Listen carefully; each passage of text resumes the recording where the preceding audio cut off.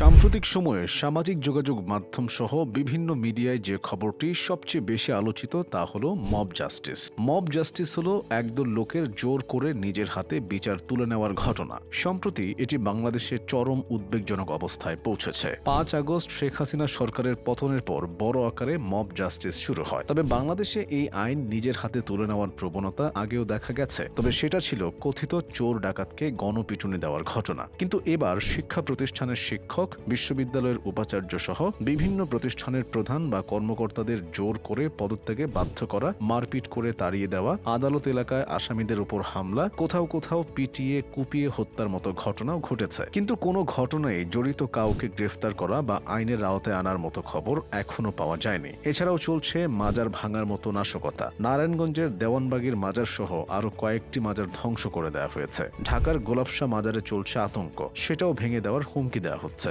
অন্তর্বর্তী সরকার গঠিত হয় গত ৮ আগস্ট। এরপর শুরু হয় মামলা। এইসব মামলায় বাছ বিচার না করে গণহারে আসামি করা হচ্ছে। আর পতিত সরকারের মন্ত্রী এমপিরা আটক হতে শুরু করার পর আদালত এলাকায় পুলিশের উপস্থিতিতেই তাদের উপর হামলা চালানো হচ্ছে। তাদের পিটিয়ে রক্তাক্ত করা হয়। এই হামলা থেকে নারীরাও রেহাই পাননি। ৫ আগস্টের পর থেকে যেসব ঘটনা ঘটছে তা সবার জন্যই অ্যালার্মিং। এ ধরনের ঘটনা কারো প্রত্যাশিত নয়। পিটিয়ে মারা, আইন নিজের হাতে তুলে নেওয়া, এসব ঘটনায় অতিষ্ঠ সাধারণ জনগণ। জুলাই মাসে শুরু হওয়া এ ধরনের নারকীয় হত্যা, হামলা এখনো চলছে। এগুলো যদি অব্যাহত থাকে তাহলে তো আইনের শাসন বলে কিছুই থাকবে না। মব জাস্টিসের শিকার হয়েছে সাধারণ বিশ্ববিদ্যালয়গুলোর শিক্ষকরাও। বাংলাদেশে এখনো বেশিরভাগ পাবলিক বিশ্ববিদ্যালয়ে ক্লাস শুরু হয়নি। বাধ্য করা হয়েছে ৫০টির মতো বিশ্ববিদ্যালয়ের ভিসি, প্রো ভিসিকে পদত্যাগ করতে। ২ শতাধিক শিক্ষা প্রতিষ্ঠানের প্রধানকে জোর করে সরিয়ে দেওয়া হয়েছে। শিক্ষকদের উপর হামলা হয়েছে সংখ্যালঘুদের উপর। শুধু কি তাই, বিভিন্ন শিল্প প্রতিষ্ঠানে হামলা ও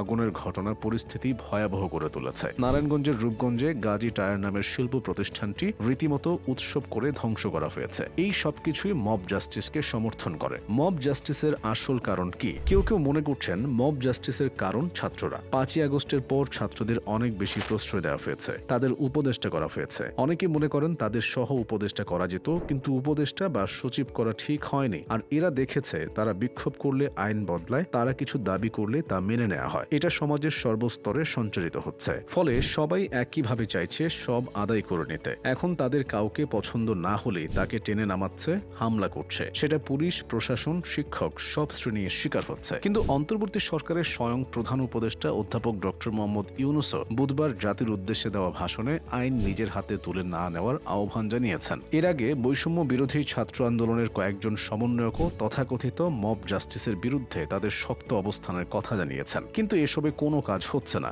সমাজের সব স্তরে মব জাস্টিস নামে এই অন্যায় অবিচার বন্ধ হোক, এটাই সবার প্রত্যাশা।